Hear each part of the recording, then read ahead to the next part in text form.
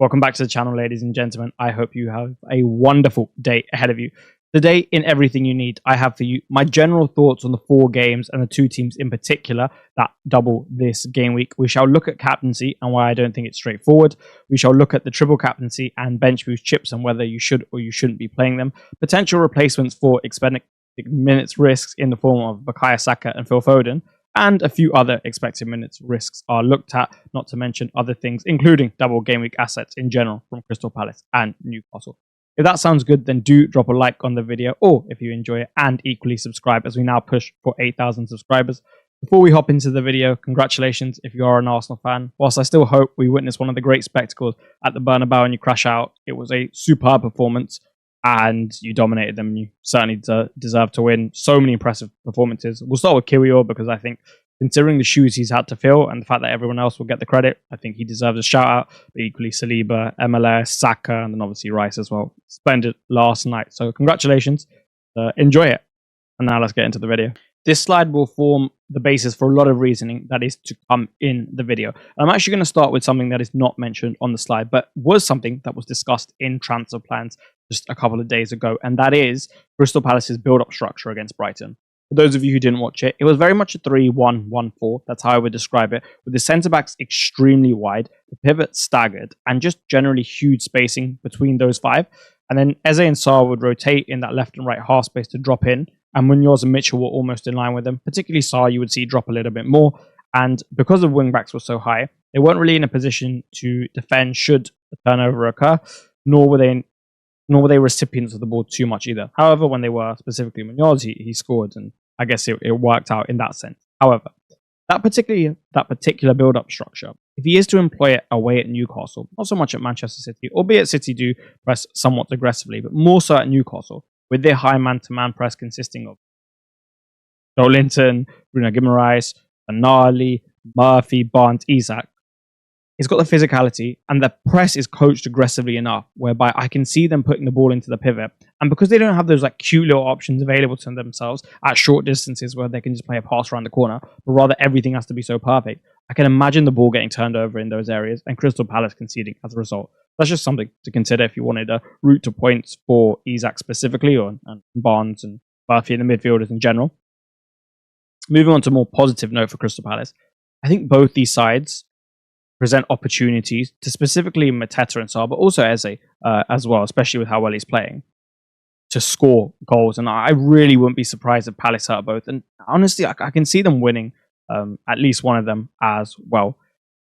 Those quick direct attacks that Palace have, right, especially with having Adam Wharton as a passer in the middle, just a feed like Mateta or Sarr, and then one of them breaks past the last line and goes. That's, I think, a really good route to goals for them, specifically because they have such a good passer in the middle, like I mentioned.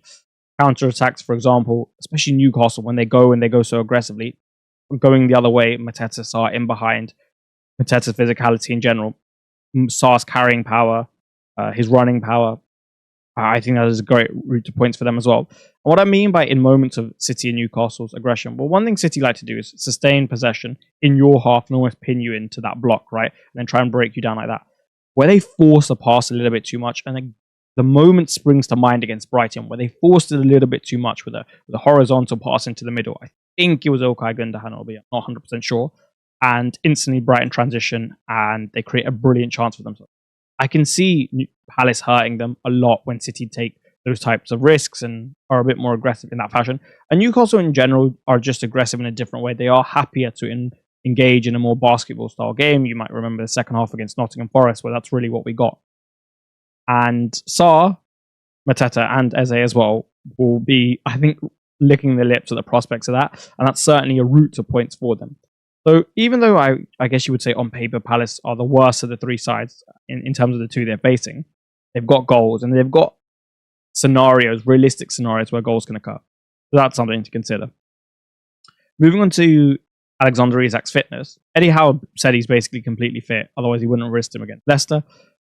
However, I wouldn't say that this specifically means he's completely fit. Now, he may very well be, but Eddie Howe saying it doesn't really count for much, considering how many times he's lied to us this season. But that is something I would just make sure you interpret yourself, as opposed to just taking Eddie Howe's word as gospel. Something else that I want to discuss, and I guess this intertwines with the captaincy section, and like I said, this is the basis for a lot of what is to come in this video. There are two particular games that I think of for Alexander Isak. Fulham at home and West Ham away. Both sides who were willing to take a far more defensive approach than others would this Premier League season, and others have, right? I don't think Fulham's transitional threat is the greatest, neither with West Ham's to an extent. I think they're more willing to absorb pressure. For example, West Ham's back five deep block and Fulham's more aggressive 4-4-2 mid block, but especially away to Newcastle, they're willing to absorb a little bit more. Isak didn't have too much in either of those two games. Too much, right? Had a bit more against Fulham. And it resulted in 2 blanks. And I just wonder, with the matchups that they've got against Manchester United. Now, I know they play Thursday, and we'll come on to this later in the video. I know they play Thursday, Sunday. They're not playing for too much in the league. But it does seem a good mojo around the side and the squad at the moment. I've been really impressed with Amrin as of late. And I wouldn't be surprised if they go there and actually make it quite tough. Structurally, tactically, I think it'll be tough. But also, just in terms of where Man United are at mentally, I think they're in a pretty decent place. And they're kind of set up to be quite defensive, right? If you think about their system as a whole, they're almost always conceding, or they're always allowing the opposition to have an extra man in build-up, which just means when they progress, you always have to have another man behind the ball, and the pattern of play will almost play itself out, right? As opposed to being something which is more spontaneous in the moment. You would just see Newcastle have a lot of possession, I think, and then United go into that deeper block, especially because they don't want to engage in a basketball game against Newcastle, right? They don't have the team, I think, to engage in that, nor play the formation whereby it would be profitable, especially with how the wing backs are used. So I think that could be a little bit tough, and Palace can produce something of a similar nature as well. I don't think they'll be as defensive. I'm not even sure if they're as good as of a defensive side as Man United when Man United get it right. But I don't think it's going to be that easy for Newcastle. So that is, and Alexander Isak, right? Especially being occupied by 3 in both games. So that is something to consider. The type of goals Jacob Murphy scores is something I've referenced again and again and again. And I did say that Leicester was the exclusion game, and he's almost paid you off, or he has paid you off with a 16 pointers straight away. So good on you if you got those points. But these two specific games, especially if you're in my position where you have Anthony Gordon, you're thinking of moving sideways, we'll come on to very shortly. I don't think these are the type of games where he's best set to score goals. Now, you could argue that no one is, but I would argue that his goal scoring ability in these 2 games decreases at a greater rate or far more than, for example, Isak or Barnes. Also because of the type of shots that he scores from, or what he's most proficient at in terms of this particular angle of ball striking. I don't think you'll get that too much, because I think in general the centre will be quite crowded. I don't think he'll operate in the half space as much as he probably usually does. Not that it's too much anyway, but I don't think he'll have the ability to drift in there and find space. And as such, I would just be a little bit careful about being too bullish on his expectations. I know he's had a brilliant level of output since, I think they said, a certain time they said in Sky Sports. But if you go and look at it, a lot of it came against Ipswich, and then the 2 fixtures against Leicester.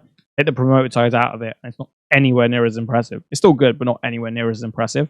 And these 2 sides present something completely different, that of Ipswich and Leicester. So that's something to consider.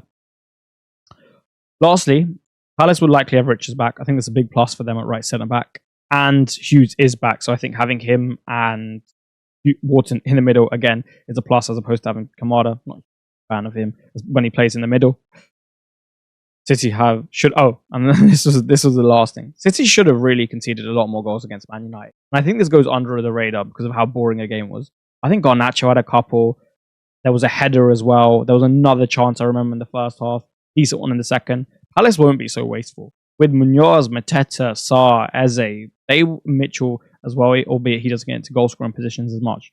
They will not be as wasteful as Man United, who are genuinely one of the worst finishing sides in the league.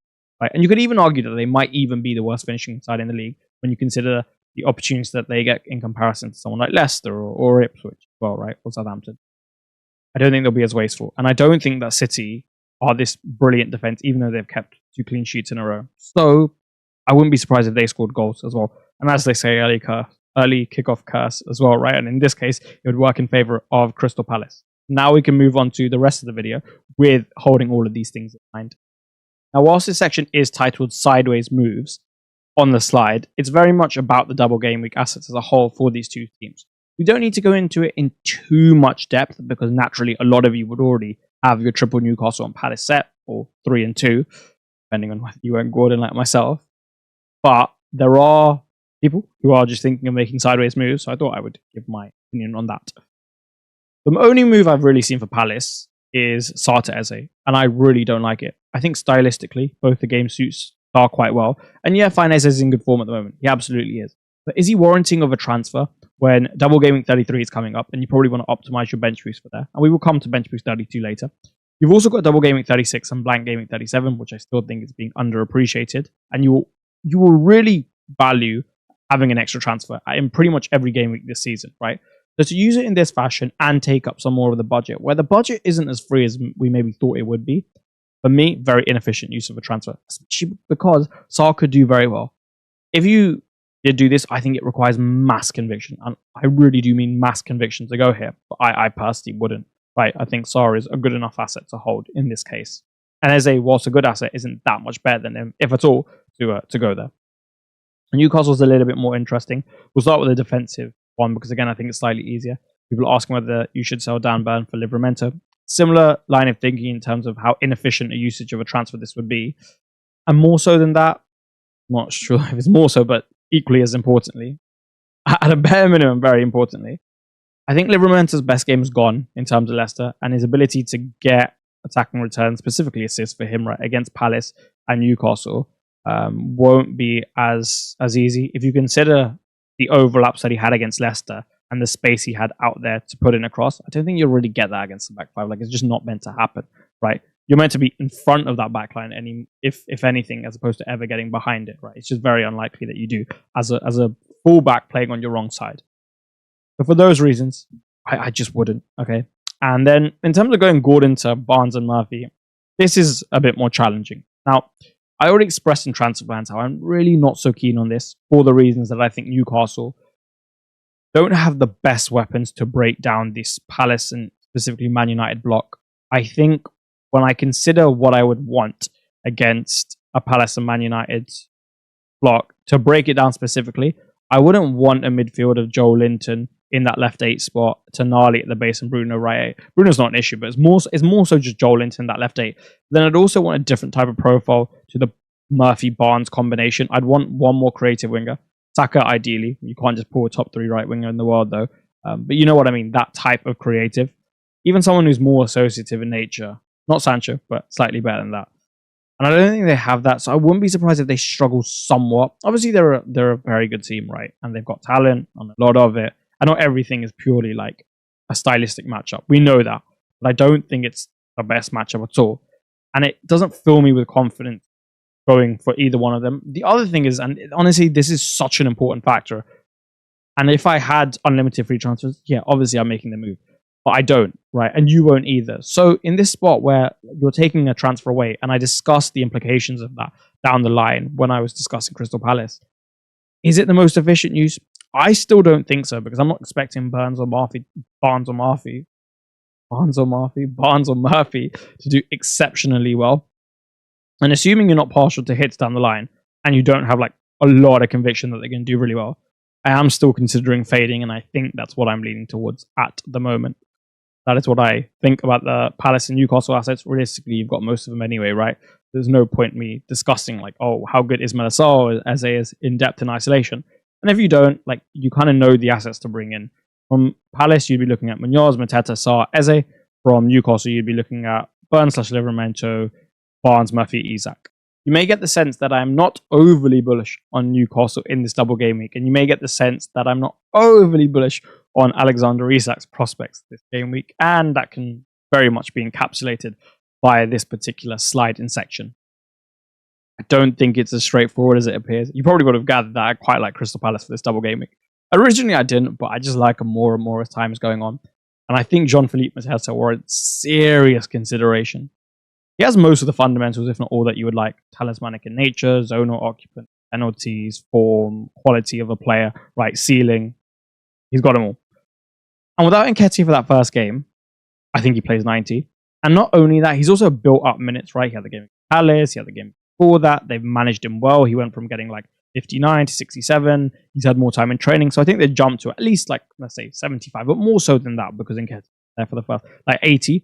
You'll be good for it. And it's not just that, but then he'll have more minutes than like for the second game away at Newcastle. And I think that helps. So I don't think you'll see less than like 160 minutes in the double game week. I don't think that 10 that he might lose in each game is particularly a big deal.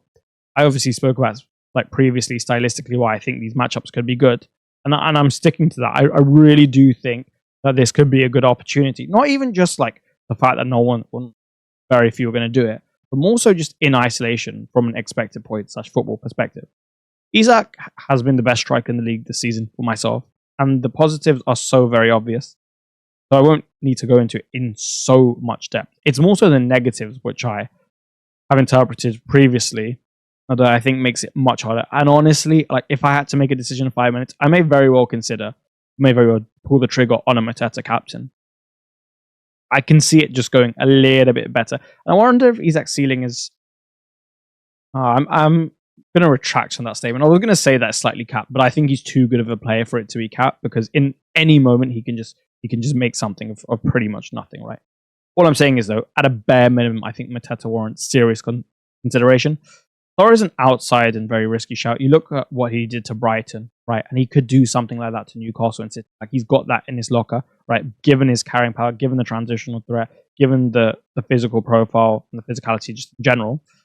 It's not something you'd be shocked about. Like, if someone told you, right? For example, Palace caught City in transition twice as they played the ball into Sarr in that, like, I guess, right half space channel, and then Sarr lashed 2 in. You wouldn't be that surprised. And if I told you that against Newcastle in isolation, again, you wouldn't be that surprised. He would walk away with a Andy Martin style 90-pointer if you triple captained him. It wouldn't be like the most unrealistic thing in the world in isolation. Very risky because, it's improbable to happen, but it is possible.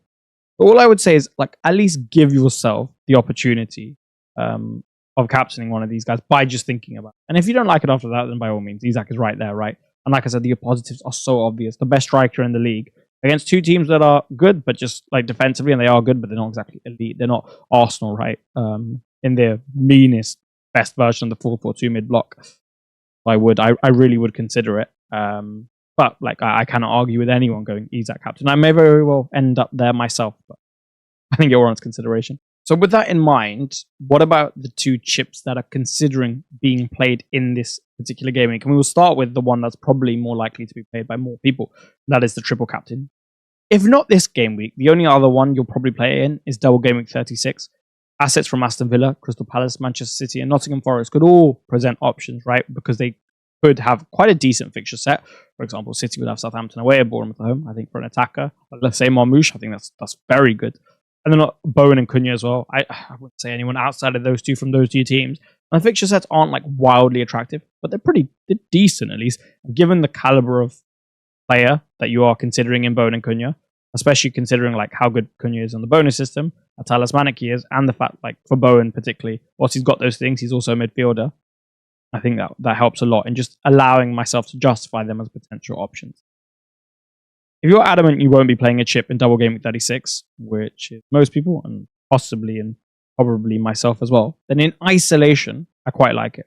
However, things can change, and all of a sudden the double game week may not be as attractive as you once thought. Maybe the one that you're betting on, let's just say Marmoush, all of a sudden they get knocked out in the FA Cup semi-final, and you don't really want to play it on Chris Wood, but you'd rather play it on like Isak or Mateta this game week. Maybe there'll be some rotation because the FA Cup final for them won't be so far away, and they'll have an extra game in their calendar. All of those reasons, I think you should at least give that some weighting, regardless of like if you think, for example, the fixture's a lot better then than it is going to be now. Take a little bit of the gloss off that, because things could change. Now, they could change for the better, but I think you should just be aware that they could change for the worse. So the question really becomes is, do you have confidence in your double game week 32 captain, irrespective of who that is? Are you confident that they're going to score X amount of points? Let's just say 17, right? And I say 17 because, one, that's what Haaland got in game week 2. But also, that would mean that they kind of score in both games, get 9 and 8. And I think that would be a very healthy return. And if I offered you 17 right now, unless you have mass conviction, given how things are kind of planned out, and like we don't have Salah at home to Southampton, away to Southampton, you would probably take it, right? So I think it very much comes down to that. How much confidence do you have in your double game week 32 captain? And then how do you interpret the potential doubles and the potential triple captain usage in game week 36? For myself, I think it's so close. Triple captaining Alexander Isak is not something that I think is particularly appealing to myself. I'm more likely to play a triple captain on Mateta, if that makes sense, over Isak, because if I go Mateta, I'd have to have a lot of conviction to go there in the first place. And if I had that amount, I'd probably just stick the armband on him, special one. But if not, I think then 36 presents. There are enough good options whereby, regardless of how the cups fall, I will be okay playing it on a Rashford or a Watkins if he has good expected minutes, or even a Rodgers, or maybe Mateta in 36, or Sarr in 36, or Marmoush, or who knows, maybe Phil Foden is picking by that time as well, right? So I hope that makes my perspective clear on that. Bench boost, I think, is so much more simple. If you have a good bench boost, play it, and if you don't, right? If you don't have many expected minutes risk, or any at all, because you want the bench boost to be optimal, if you don't have any expected minutes risks on your bench, go for it, right? Because you've probably set it up in a way whereby the fixtures are decent enough.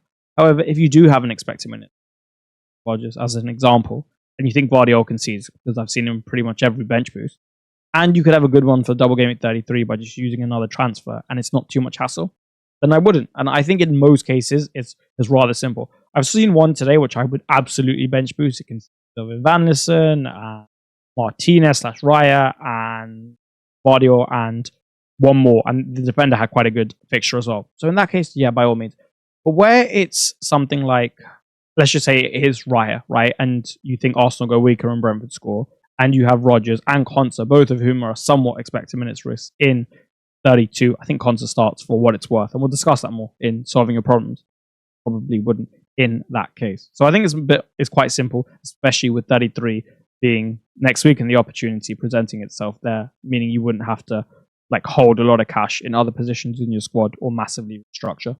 Now we come to two assets in particular who many people will be concerned about regarding whether they start or not.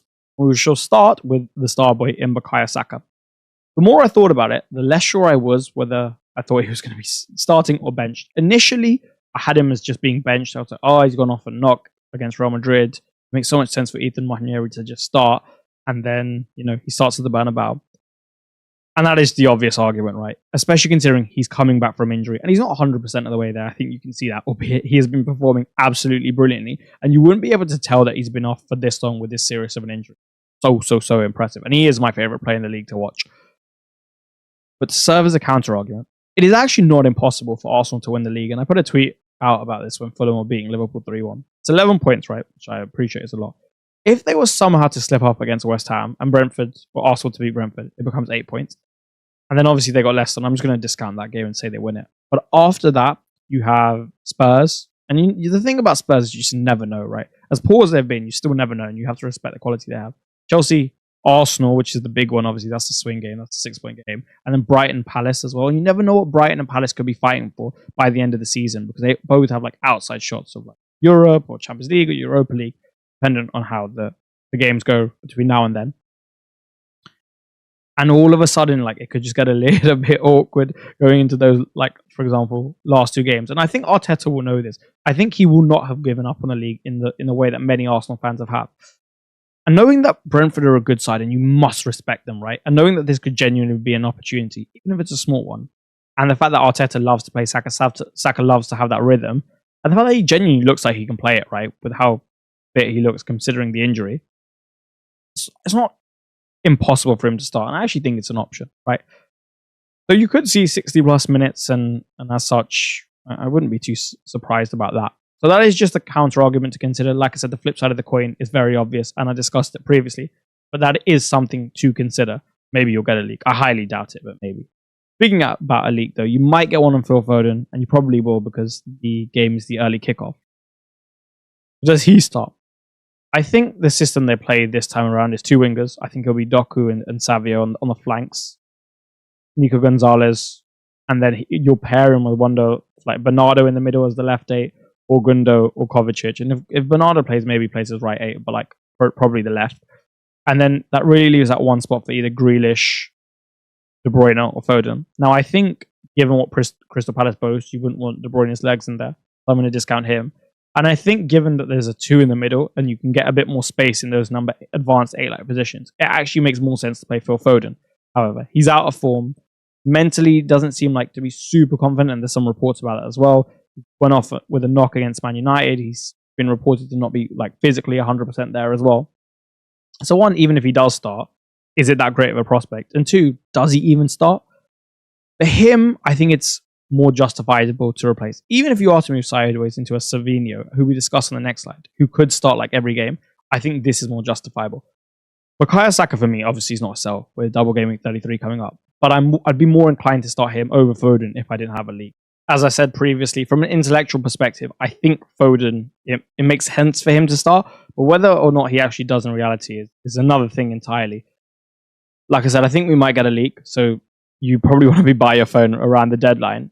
But if not, I'm quite happy just to sell him for some of the replacements that we are about to discuss, just for the greatest security in expected minutes. Albeit all the options aren't particularly attractive this week, unless a couple of things happen. Now, I have excluded the double game week assets as potential replacements because you kind of already know that you'll probably be preferring them anyway. You've probably got most of them, if not all, anyway. So we won't worry about them. And we've discussed them early in the video.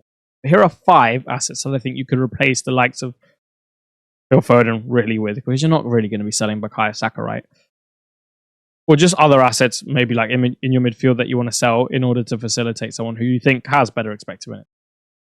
If Marcus Rashford gets booked in the first leg for PSG, he will be suspended for the second leg, which means that he almost definitely starts Southampton, in my opinion, because he'll want to rest like all the other guys who don't play, or the guys who are likely to play against PSG in the second leg. And then he'll probably have a decent shot at starting the double as well, because he won't be tired. And both games, stylistically, quite good for him. The same ones that Palace have, right? That is that is a huge, huge opportunity. So for me, he becomes the absolute best one if he gets suspended in the first leg. If not, I don't think he'll start Southampton. And then I think it's all like, why would you buy him if you don't think he's going to start, right? Asensio, I don't think he's going to start away at PSG. I could see him potentially starting in the second leg, because the way I think it goes is they go to PSG today, given the time of recording. They lose by a couple goals. And as such, there's more of a reason to start him in the second leg because you're chasing a little bit more. In that case, I think his minutes for 33 may not be as good, but for 32, I still expect him to start, right? Like between Rashford and Watkins, I imagine maximum 1 starts against Southampton. Marlon would definitely start Southampton. He's not even in the Champions League squad. And I guess you would just assume Asensio starts it as well, and they find another one, right? Whether that be like a Rodgers or like even playing Ian Maatsen like a left side, as an example. So I would see how the Champions League goes and assess from there, but both could potentially be options if you're willing to either have less minutes in double game week 33 or with Rashford out. I don't think he's too much of an option should he not get suspended, which is unlikely, right? He'll know this as well. He won't want to get suspended without return leg at Villa Park. Morgan Rodgers, see, again, it's unlikely that he starts 32 from like an intellectual perspective, but at the same time, it's Unai Emery, right? And it's Morgan Rodgers, and he loves him. It makes so much sense to give him this game as the rest, but you never know, and he might end up starting. He's great for double game week 33, but the thing with him is, I think even if he doesn't start, there's still a decent chance he'll come on just for like 20, 30 minutes. And as such, I'm not sure you want to go here unless you really do think that he starts. I would look at like the predicted lineups and see if we can get an inkling from that. Savinho, like I expressed when I was discussing Phil Foden, I think he's my favourite. He also doubles in 33 and he'll have decent prospects throughout. For me personally, he should start every game in terms of like the Manchester City lineup. The only thing with him is he doesn't really score many goals. I think he's got 1 all season. That was like a spillage from the Leicester keeper, which he put away well, but like I said, it's not like the type of goal that is particularly one that will be replicated. However, double game week 33, better expected minutes in 32 than most of the options, and utility down the line because City might double again. So for me, he's probably the best one at the moment. And some of you will be able to stretch to Cole Palmer. And the thing about him is, even though he's got that Ipswich home fixture, I'm not sure it's quite as good as it's made out to be. I imagine Ipswich still will be fighting, considering that they'll dream right that they can stay up, and also it will be so challenging for them. It's not impossible. He doesn't have a double game week in 33. It's just not really going his way or Chelsea's way at the moment overall. And I don't know if you want to bet against that momentum and try and time the bottom. Naturally, he's one of the best players in the league. It's a brilliant fixture, right, in comparison to what you could have. It's still, without having that double in 33, the fact that you use the transfer, I'm not sure it's the most efficient use. For me, if possible, get Rashford or Asensio on the assumption you're okay with potentially less minutes in 33. But I think Savinho is the standout. And that is all she wrote for this one, ladies and gentlemen. I do hope you enjoyed. And if you did, please do drop a like in the video and equally subscribe if you have not already. One thing I have not asked for a while is to turn your notifications on. So if you haven't done that, it'll take you a split second and it will just ensure that you never miss a video or an important piece of information. So do go and click that notification bell now. Other than that, I hope you have a wonderful day. Like I said in the introduction, I shall be back tomorrow at the same time for my team selection, and I shall see you then. Goodbye.